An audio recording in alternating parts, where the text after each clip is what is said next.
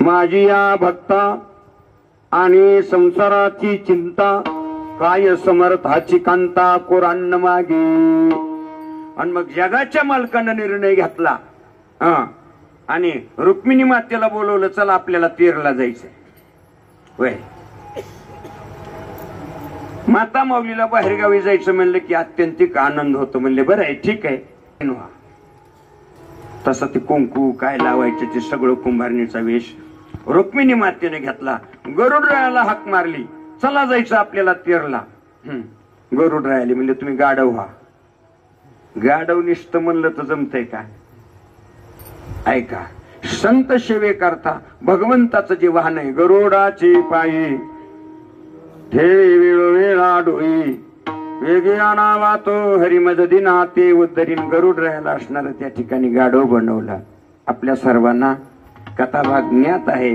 तेरला आले, विचारलं कोण तुम्ही? म्हणले आम्ही परदेशी कुंभार आहे.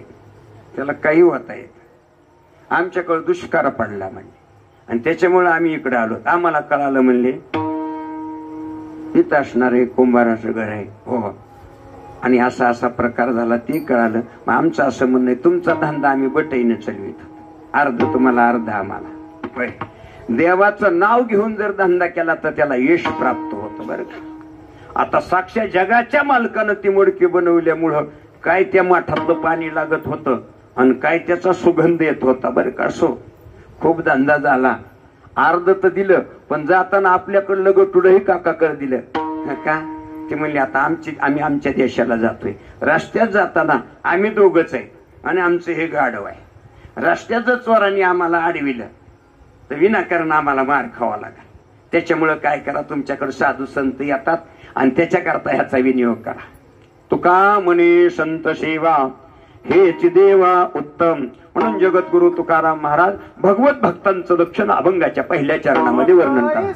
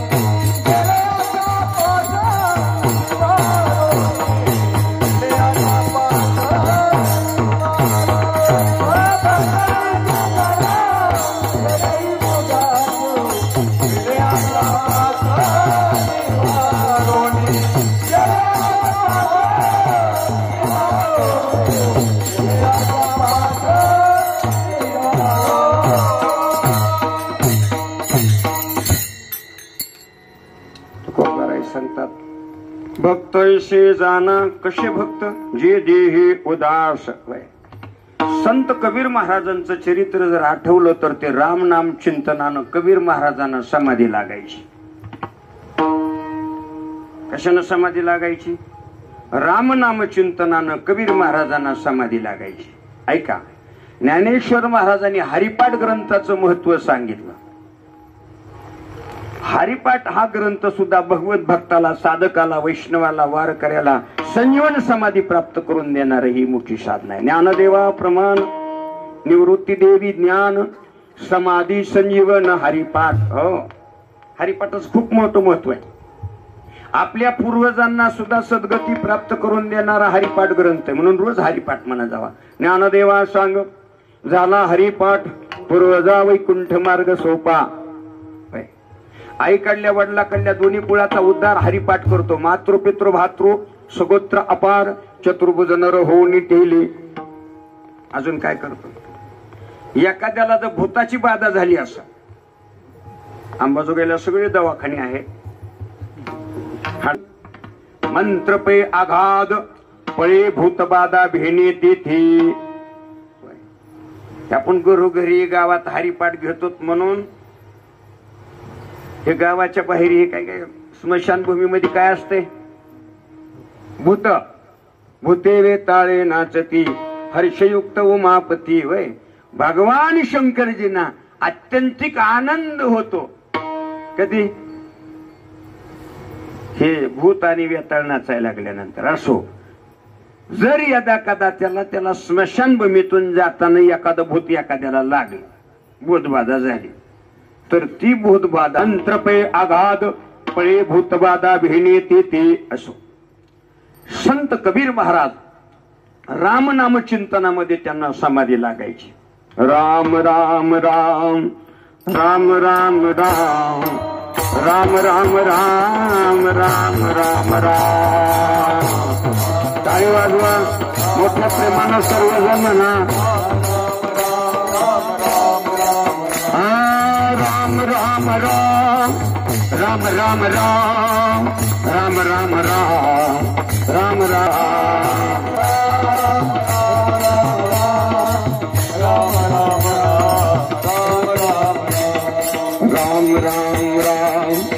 राम राम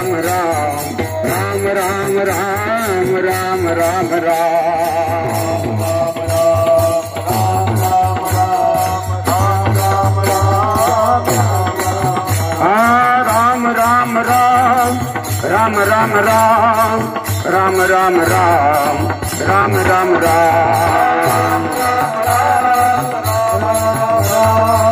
राम राम राम राम राम राम राम राम राम राम.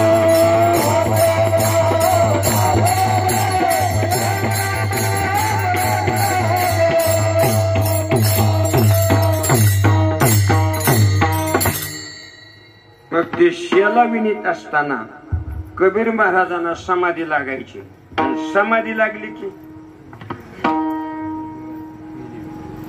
समाधी लागली की शेला विनायचं काम बंद पडायचं.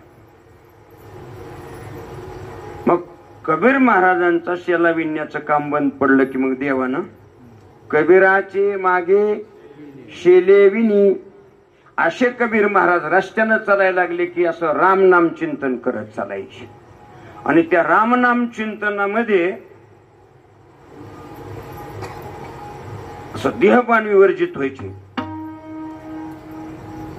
ते कुत्र जे आलं का नाही, कुत्र्याला काय कळतंय आता? जे देही उदास. काय अपेक्षा आहे भगवत भक्तांना? हिंदवी स्वराज्याचे संस्थापक, गो ब्राह्मण रक्षक आणि 18 पगड जातींना एकत्रित करून सन्मान देणारे असे छत्रपती शिवाजी महाराज हे जगद्गुरु तुकाराम महाराजांच्या अडचणी त्यांनी बघितल्या. त्यांना कळालं राजाचे काय कर्तव्य आहेत. तुम्ही भागवत कथा ऐकली, आता रामायण चालू. भागवत कथा सगळ्यांनी ऐकली. राजा परीक्षिती शिकारीला गेला, शिकार मिळाली नाही, तहानेनं व्याकुळ झाला, भूक लागली. आणि माणसाला भूकन तहान लागल्यावर काय कळतंय का? एखाद्याला भूक लागली की घरी जाऊ द्या, ते म्हणते लवकर जेवाय ना. बाई म्हणते थांबा आता गरम. कशाचं गरम? मध्ये शम्मिक ऋषींच्या आश्रमात आल्यावर, राजानं आश्रमात आल्यावर काय करावं? त्या आश्रमात काय अडचणी आहेत, यात काय आपण काही योगदान करू शकतो का? काही चौकशी करावी किंवा आपल्याला काय दिसतंय ऐका हे त्याचं कर्तव्य. हे काही एक न करता ध्यानस्थ बसलेले शम्यक ऋषी, आणि त्याला असं वाटायला लागलं की मी आल्यामुळे हे डोळे झाकून बसले हे ऋषी. त्याला म्हणते विनाशकाळी विपरीत बुद्धी. माणसाचा विनाशकाळ जवळ आला की त्याला चांगली बुद्धी सुचत नाही. आणि मग काय झालं, त्याला असा राग यायला लागला. म्हणला मी नगरीचा राजा आहे, इथं आलो, माझं काही आदरातिथ्य करायचं, माझी व्यवस्था करायची, मला भूक लागली काही फळ द्यायचं, पाणी द्यायचं, ही सोडून डोळे झाकून बसलाय. ह्याला आता दाखवतो कोण आहे ती. आता ती ध्यानस्थ बसलेला, त्याला समाधी लागलेली शम्यक ऋषींना काय दाखवणार हा.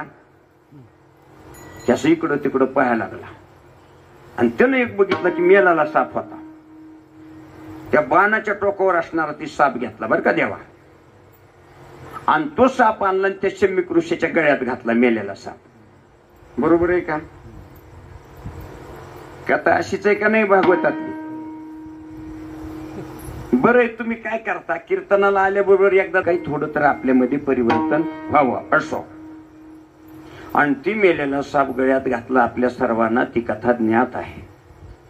त्यांचे चिरंजीव श्रृंगी ऋषी आश्रमात आले, बघितलं ध्यानस्थ असणारे वडील आहेत, गळ्यामध्ये मृत साप आहे. त्याला क्रोध अनावर झाला. त्यानं शाप दिला की 7 दिवसामध्ये तक्षक नावाचा सर्प असणारा ज्यांनी गळ्यामध्ये हा साप घातलाय त्याला दोष कराल. ते समाधीचं उत्थान झालं. ते श्रृंगी ऋषी रडत होतं, ते दुःख करायला. म्हणजे तुला काय झालं. मग त्यानं सांगितलं हे तुमच्या गळ्यामध्ये मृत साप होता आणि मी असं असं. त्यांनी अंतर्ज्ञानानं पाहिलं कुणी केलंय कृत्य, या नगरीचा राजा. आणि मग त्याला सांगितलं हे तू बरोबर केलं नाही, तू का शाप दिला. ते म्हणजे मला खूप दुःख झालं. बरं काय हरकत नाही, आता त्या राजा बोलवलं पाहिजे. मग राजा परीक्षितला बोलवून सांगितलं की आता 7 दिवसामध्ये तुमचं मरण निश्चित आहे, उद्धाराकरता काहीतरी साधना करा. आणि मग त्या ठिकाणी कुठली साधना करायची तर 7 दिवसामध्ये आपला उद्धार होतो, करून घेतला पाहिजे. आणि ते सामर्थ्य श्रीमद भागवत कथेमध्ये आहे. म्हणून राजा परीक्षितीनं भगवान शुकाचार्यांच्या अमृतवाणीद्वारे श्रीमद भागवत कथा श्रवण केली. चिंतन आहे. छत्रपती शिवाजी महाराजांनी देहूमध्ये जगद्गुरु तुकोबारायांचा वाडा पाहिला, पडझड झालेली आहे. आणि सहज तिथून जात असताना निरोप दिला, महाराज आहेत का. ते सेवक गेले, सांगितलं आईसाहेब आहेत का महाराज. आतूनच सांगितलं. ते भंडाऱ्यावरती गेले, आता संध्याकाळी येतील. आणि विचारलं कोण आहे, या पाणी घ्या. नाही छत्रपती शिवाजी महाराज आहे. मग थोडं आईसाहेबांनी विचार केला की असं महाराज आहे तर कसे म्हणून असं वाकून असं पाहिलं. लेकरं बरोबर होते आणि एवढ्या क्षणामध्ये महाराजांनी पाहिलं. काय पाहिलं की आईसाहेबांच्या अंगावरती जी साडी आहे ती फाटली आहे. लेकराच्या अंगावर चांगले कपडे नाही, वाड्याची पडझड झाली आहे. आणि एवढं मोठं जगत उद्धाराचं कार्य असणारं जगद्गुरु तुकोबाराय करतात, तेव्हा आपण काहीतरी त्यांना योगदान दिलं पाहिजे. या उद्देशानं छत्रपती शिवाजी महाराजांनी काय केलं, तो पेठारा पाठवला, द्रव्याचा भरून पाठवला. बरं का. असो, तुकोबारायांनी त्याचा स्वीकार केला नाही. राजाला साभार परत केला. वय त्या जागेवर महाराज आपल्यासारखा महाराज असतात. खरं सांगा देवाचे भजले मेले ऐशे किती, विठाला विठाला विठाला विठाला विठाला विठाला. जगद्गुरु तुकाराम महाराजांनी छत्रपती शिवाजी महाराजांनी पाठवलेला नजराना साभार परत केला आणि उपदेश दिला, एक पत्र पाठविलं. कशा करता दिला होता म्हणजे तुम्हाला सुख व्हावं म्हणून. तुकोबाराय सांगतात आम्ही तेने सुखी म्हणा विठ्ठल विठ्ठल मुखी. राजे मुखानं देवाचं नाव घ्या, त्याच्यातच आम्हाला सुख आहे. एर तुमचे वित्त धन ते मज मृतिके समान. राजे गळ्यामध्ये पवित्र पावन तुळशीची माळ घाला. त्याचं कारण आहे यथा राजा तथा प्रजा. जसा राजा असतो तशी प्रजा असते. वय राजाचं माळकरी म्हणल्यावर प्रजा सुद्धा माळकरी. अंबऋषी राजाचं चरित्र आपण जर पाहिलं तर अंबऋषी राजानं त्या नगरीमध्ये असा दंड केला होता की एकादशी सर्वांनीच केली पाहिजे. बरं का. म्हणून त्या नगरीमध्ये अशी एकही व्यक्ती नव्हती की ती एकादशी करत नव्हती. म्हणून कंठी मिरवा तुळशी व्रत करा एकादशी, मानवा हरीचे दास तू कामने मज हेची आस असो. हे सोडून तुकोबरायनी वैभव नाही स्वीकारलं. दिवट्या घोडे छत्रे हे तो बऱ्यात न पडे. काही कीर्तनाला जाण्याकरता त्यांनी काही व्यवस्था केली होती.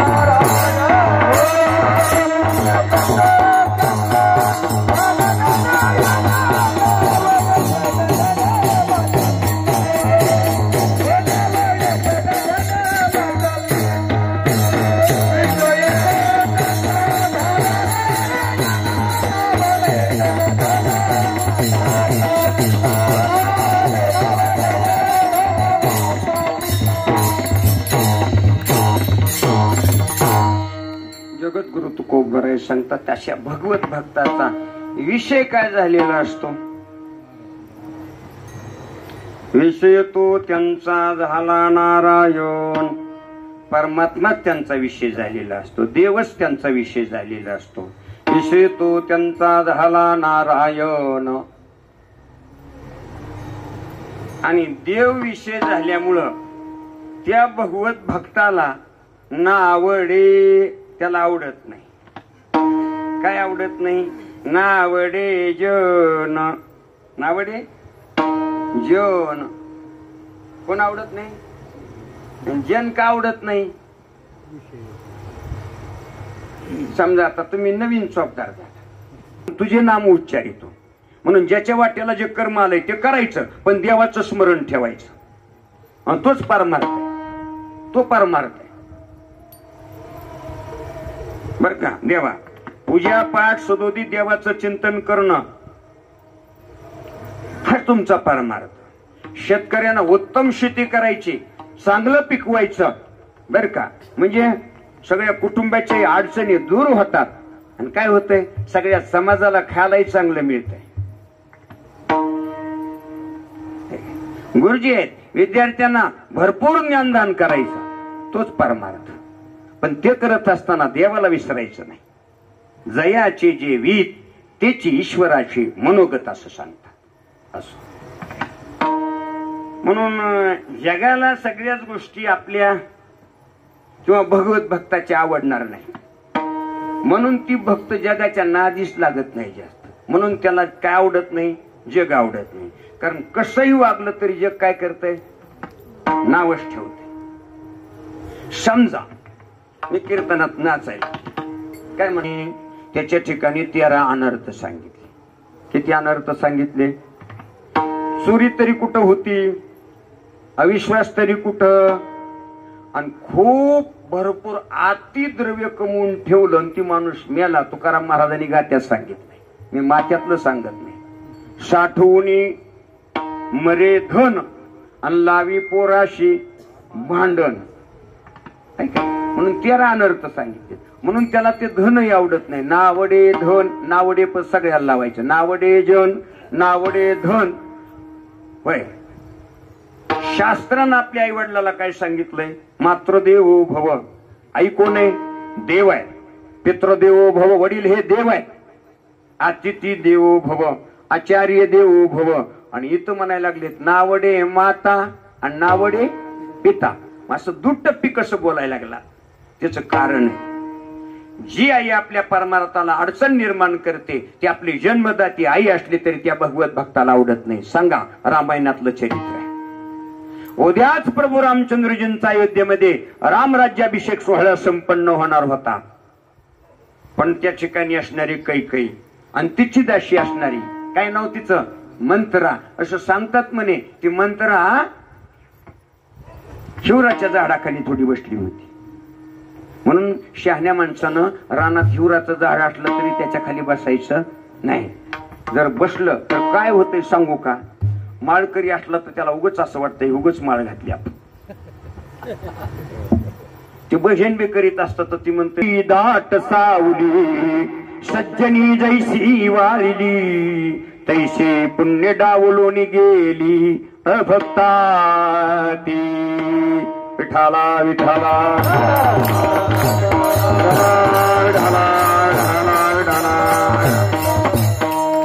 काही म्हणत होती की उद्या माझा राम अयोध्याचा राजा होणार. ती मंत्र आली. ती म्हणली डोकं जागेवर आहे का? राम कुणाचा आहे? कैकेयीलाच राग आला. ती म्हणली भेद करते का आमच्यात? ती म्हणली तसं नाही. अहो तुमचा कोण आहे आणि राम कुणाचा हे सांगा. तिला आला राग. असा मारला का नाही बरं काय नाही.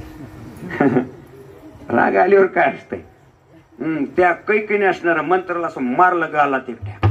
आणि मारल्यानंतर तिचा स्पर्श झाल्याबरोबर हिचे विचार बदलले. ती रडायला लागली. ती म्हणली तुमच्या हितासाठी सांगायले मला मारायला लागलात तुम्ही? खरं सांगा राम कुणाचा आहे? ही म्हणली राम माझा नाही, माझे भरत आणि शत्रुघ्न नाही. आणि मग ती म्हणली राम माझा नाही असं म्हणले की मग ती म्हणली त्याच्यामुळे तर त्या तुमच्या लेकराला माहेरला तिकडे असणार आजोळी पाठवलंय. तुमच्या माहेरला म्हणजे आजोळी पाठवलंय आणि इकडं रामराज्याभिषेक सोहळा संपन्न होणार. ती म्हणली तू खरं बोललीस, मला माफ कर, मी रागात तुला मारल्या. रामायण आपल्या सर्वांना ज्ञात आहे.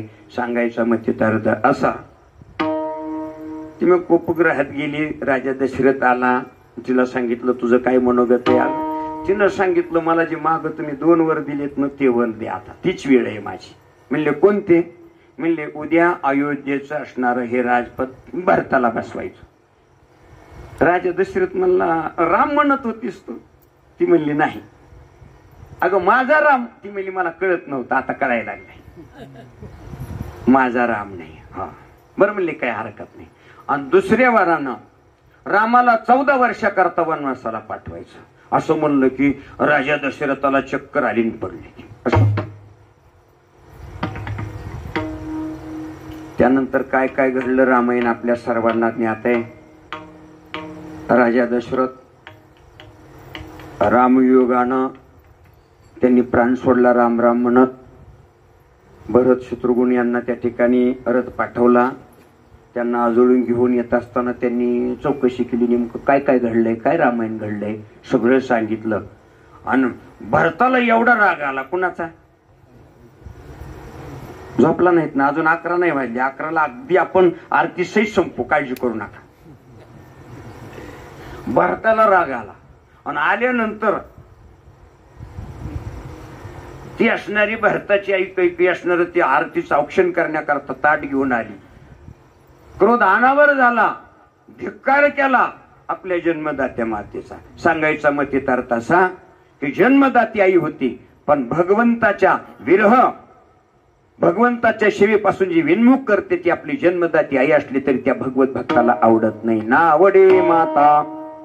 आणि वडील कुणाला आवडले नाहीत? भक्त प्रल्हाद. कारण भक्त प्रल्हादाचं एकच चिंतन होतं, नारायण नारायण नारायण नारायण नारायण नारायण नारायण नारायण नारायण. हिरण्यकश्यपूचं ब्रीद होतं, आपल्या राज्यामध्ये देवाचं नाव कुणी घ्यायचं नाही. नाम घेऊन येदी देवाचे हे ब्रीद हिरण्यकश्यपूचे. आता त्यानंतर काय काय घडलं आपल्या सर्वांना ज्ञात आहे. गुरुजीची नियुक्ती केली. दैत्याचे गुरु शुक्राचार्य आणि त्यांचे असणारे सुपुत्र शंड आणि अमर्क ह्या दोन गुरुजीची नियुक्ती केली. कुणाला? या प्रल्हादाला शिकवा. काय शिकवा? ह्यानं देवाचं भजन करायचं नाही, देवाचं नामचिंतन करायचं नाही. कुणी ब्राह्मण कुठं यज्ञ करीत असले तर ते काय करायचं? त्याच्यात पाणी नेऊन वाटायचं. असं असं वाईट कृत्य, दुष्कृत्य, सत्कार्याला काय करायचे? अडचण निर्माण करायची. असं शिकविण्याचा उपक्रम झाला असो, पण भक्त प्रल्हादावर काही परिणाम झाला नाही. शेवटी हिरण्यकश्यपूला राग आला. काय शिकविलं गुरुजी? आणि मग त्यानं तत्वज्ञान सांगितलं. या सर्व सृष्टीचा चालक मालक ईश्वर आहे, त्याचं नाव नारायण आहे, त्याचं सर्वांना भजन केलं पाहिजे असं बरं तत्वज्ञान. त्याला राग आला हिरण्यकश्यपूला. त्या समोरचा खांब बघितला. सांगितलं तुझा नारायण कुठे आहे? म्हणले जळी स्थळी काष्टी पाशानी सर्वत्र तोच आहे. म्हणले ह्या खांबामध्ये आहे का? आहे असं म्हटल्याबरोबर बघितलं होता का? आपल्या वडिलांनी किती तपश्चर्या करून काय वर मागून घेतले ते हे भक्त प्रल्हादाला ज्ञात नव्हतं. मला मरण नको. आता मृत्यू लोकांमध्ये जन्माला आल्यावर मरण नको म्हणता येतं का? ती म्हणले मरावं लागतंय. सांगा कुठं कुठं मरण नको?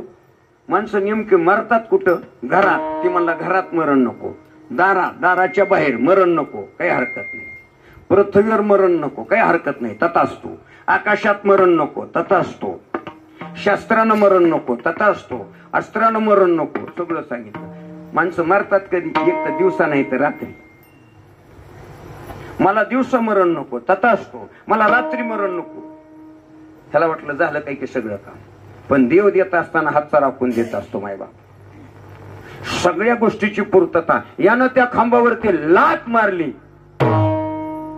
हाके सरशी ओढी घालुनिया स्तंभ फोडी ऐशी कृपावंत कोण माझे विठाई वाचून. आणि मग त्या हिरण्यकश्यपूला उचललं. पृथ्वीवर नाही, आकाशात नाही, मांडीवरच घेतलं. शस्त्रानं नाही, अस्त्राने नाही, आपल्या नखानेच बरं का त्याचं पोट असं वितीर्ण केलं. आपल्याला सर्व हिरण्यकश्यपूचं भक्त प्रल्हादाचं चरित्र ज्ञात आहे. सांगायचा मतित अर्थ असा की आपला असणारा जन्मदाता वडील सुद्धा देवाच्या भक्तीमध्ये व्यत्यय करत असल्यामुळे त्या भक्त प्रल्हादाला आवडला नाही. म्हणून जगद्गुरु तुकोबाराय सांगतायत विषय तो त्यांचा झाला नारायण नावडे जनधन माता पिता विठोबा रखुमाई. जय जय विठोबा रखुमाई, जय जय विठोबा रखुमाई, जय जय विठोबा रखुमाई, जय जय विठोबा रखुमाई, जय जय विठोबा रखुमाई, जय जय विठोबा रखुमाई, जय जय विठोबा रखुमाई, जय जय विठोबा रखुमाई, जय जय विठोबा रखुमाई. हरी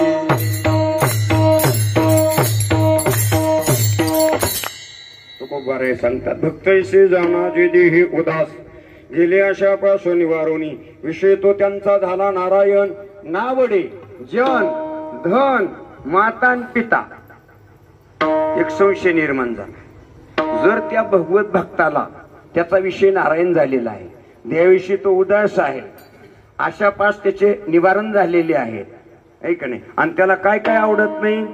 जन आवडत नाही, धन आवडत नाही, माता आवडत नाही, पिता आवडत नाही. एक प्रश्न निर्माण झाला. मग अशा भगवत भक्तावरती एखादं जर संकट आलं तर त्या संकटाचं निवारण कोण करतो? जगद्गुरु तुकोबाराय अभंगाच्या 3ऱ्या चरणात सांगतो.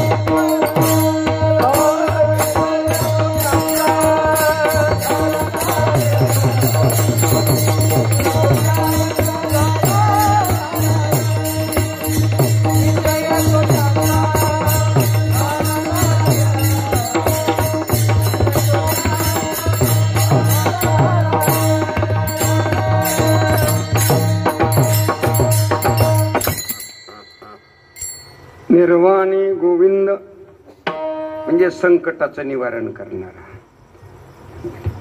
गोविंद असे मागे त्या भगवत भक्ताच्या मागे राहतो आणि काही प्रसंगी त्याच्या पुढे राहतो. मागे पुढे उभा राही सांभाळ, मागे पुढे उभा राही सांभाळी, आदिया आघात निवाराया,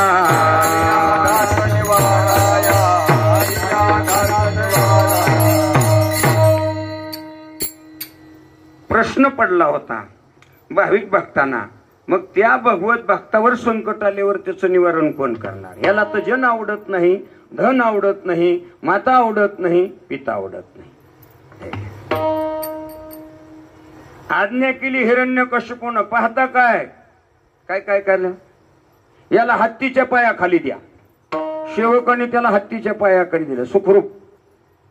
याचा कडे लोट करा. मोठ्या डोंगरावरती नेलं तिथून त्याला लुटून दिलं सुखरूप. सांगितलं ज्या खोलीमध्ये असणारा तो भक्त प्रल्हाद झोपलाय ना त्या खोलीलाच आग लावा. त्याच्यामध्ये सुखरूप मागे पुढे उभा राही सांभाळीत, आलिया आघात निवाराया. तरी तो तुकोबा म्हणतात निर्वाणी, निर्वाणी निवारण करणारा गोविंद नाम परमात्मा असे मागे आणि काही प्रसंगी पुढे. पहा, आपण महाभारतातील कथाभाग जर पाहिला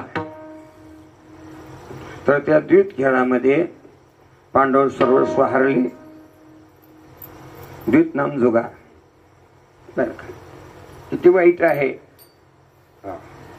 आणि मग शेवटी द्रौपदीलाही त्या पानावरती ठेवलं, द्रौपदीलाही हरले. कथाभाग आपल्या सर्वांना ज्ञात आहे. दुर्योधनानं दुःशासनाला सांगितलं की भरसभेमध्ये असणार तिला घेऊन ये. तिने नकार दर्शवला. अशा प्रसंगी त्या सभेमध्ये आणून दुर्योधनानं आज्ञा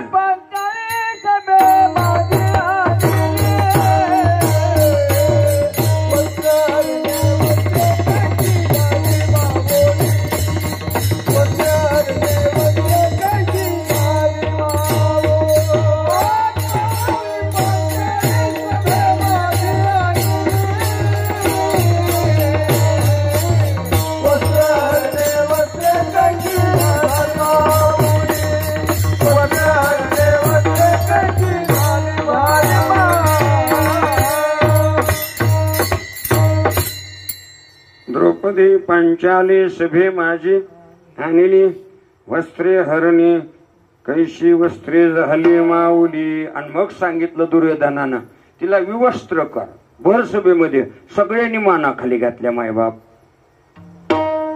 द्रौपदीनं स्वतः काही प्रयत्न केले, शेवटी हातबल झाली आणि भगवंताला आर्त स्वरामध्ये आळवणी केली. कोटे गुंतलासी द्वारकेच्या राया,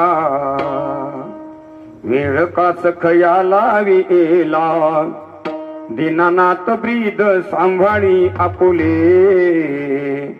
नको पाहू केले पाप पुण्य. भगवंत तिथं आले. देवाने विचार केला हे मागच आपलं ऐकत नव्हते. शिष्ट ऐकली त्यावेळेस सांगितलं, तिथं ऐकलं, तर आता काय ऐकणं? बरं, सांगायची वेळच नाही. आता फक्त काय केलं? भगवंत स्वतःच त्या ठिकाणी वस्त्राची पेटी झाली. हो, संत कबीर महाराज तिथल्या प्रसंगाचं वर्णन करतात. हो, साड्यावर साड्या असा मोठा ढीग पडला. कबीर महाराज म्हणतात सारी है किनारी है, काहीच कळत. किनारी बीच सारी है की सारी ही नारी है, काहीच कळाना बरं का. म्हणून अशा प्रसंगी भगवंतानं द्रौपदीचं लज्जारक्षणाचं कार्य केलं. निर्वाणी गोविंदाचे मागे. आणि अर्जुनाचे असणारं लज्जारक्षणाचं कार्य भगवान श्रीकृष्ण परमात्म्यांनी पुढे राहून केलं. उद्या युद्धाचा प्रसंग ठरलेला आहे. मदत मागण्याकरता सर्वप्रथम दुर्योधन गेला. गेल्यानंतर भगवान शयनगृहामध्ये विश्रांती घेत होते. हात असणारी डोक्याखाली होती. दुर्योधनानं विचार केला आता बसायचं कुठं? तो उशाला जाऊन बसला. थोड्या वेळानंतर अर्जुन आला. अर्जुनानं विचार केला. आनंदानं देवाच्या पायाजवळ बसला. बसल्यानंतर देवाचे पाय चोपू लागला. कोण? अर्जुन. झालं 10 मिनिटात कीर्तन संपते. भैरवी सहित काळजी करू नका. हा अर्जुना कधी आलास? ते असं संवाद सुरू झाला की दुर्योधनाची तळपायाची आग मस्तकाला गेली. ती म्हणले काही तर नीती आहे का? अगोदर कोण आलंय? मी आलो. म्हणजे कोण आहे असं बघितलं. दुर्योधन म्हणले तू आलास का अगोदर? हो. बरं काय? सगळं सांगितलं. आता युद्ध ठरलेलं आहे. मग आता आम्हाला साह्य हवंय. हा कशी वाटणी, कशी विभागणी? वाटण्या 2 केल्या. कशा केल्या? एका बाजूला मी एकटाच आणि दुसऱ्या बाजूला माझं 18 क्षणी असणारं सैन्य. हा दुर्योधन म्हणला युद्धाचा प्रसंग आहे आणि एकट्याला घेऊन काय करायचंय? सगळं असणार नारायणी सेना याची मागणी दुर्योधनाने केली. आपल्या सर्वांना महाभारत ज्ञात आहे. अर्जुनाला विचारलं, अर्जुना तुझं कसं आहे? ती म्हणली देवा न मागता तुम्ही माझ्या वाट्याला आलात म्हणजे योग्य आहे. असो. दुर्योधनानं वधवून घेतलं होतं पण हातामध्ये शस्त्र वगैरे नाही म्हणले. 4 गोष्टी ज्ञानाच्या सांगा. दुर्योधन म्हणला 4 सांग नाही तर 10 सांग. असो. आणि आता युद्धाच्या प्रसंगी अर्जुनानं आज्ञा केली देवा दोन्ही सैन्याच्या मध्ये रथ नेऊन उभा करा. उभा केला आणि बघितलं की ते असं थरथर हात कापायला लागले. ती म्हणला युद्धच करणार नाही. मी भिक्षा पात्र घेतो पण युद्ध करणार नाही. आता लाज कुणाला? पत्नीच्या अंगावर जर फाटकी साडी असेल तर त्याची लाज कुणाला? आणि मग भगवान श्रीकृष्ण परमात्म्याने गीतेचा उपदेश केला. आपल्या सर्वांना ज्ञात आहे.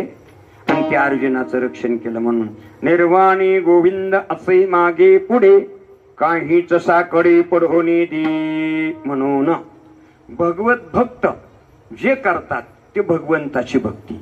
भगवत भक्त जे करतात ते सत्कार्य. भगवत भक्त जे करतात ते धर्म कार्य. मग अशा भगवत भक्ताच्या भक्ती कार्याला, धर्म कार्याला, सत्कार्याला सर्वांनी काय करत जावं? सहकार्य करत जावं. बर का? आणि त्या भगवत भक्ताला जर आपण असं म्हटलं, काय म्हटलं की कसं भजन होतंय बघू, कसं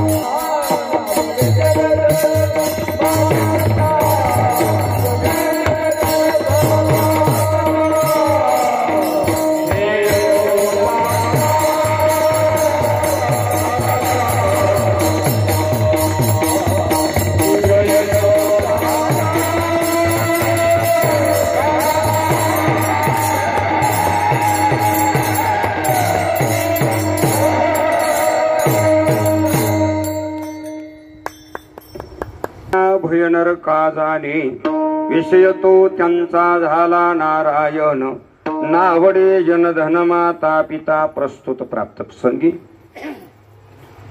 श्री हनुमान जन्मोत्सव या निमित्तानं